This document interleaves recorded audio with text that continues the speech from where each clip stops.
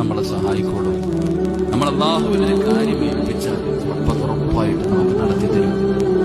നിങ്ങൾ കടപ്പുറത്ത് പോയി നോക്കിക്കേ.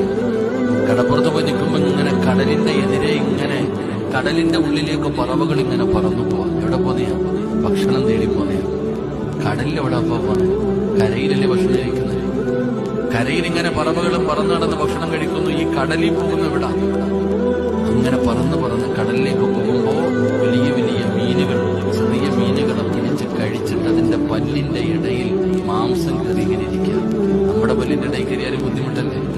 അപ്പൊ ഈ വലിയ വലിയ മത്സ്യങ്ങൾ ഇങ്ങനെ വെള്ളത്തിന്റെ മുകളിൽ വന്ന് വാതുറന്ന് ഇങ്ങനെ കിടക്കുമ്പോ ഈ പറന്നു പോകുന്ന പറവ ആ വലിയ മീനിന്റെ വായുടെ ഉള്ളിൽ പോയിരുന്നിട്ട് അതിന് തിന്നാനുള്ള വയറ് നിറച്ച് ഭക്ഷണം കഴിച്ച് ബാക്കിയുള്ളത് എടുത്തുകൊണ്ട് വീട്ടിലേക്ക് വരികയാണ്. ഇതാണ് അല്ലാഹ്.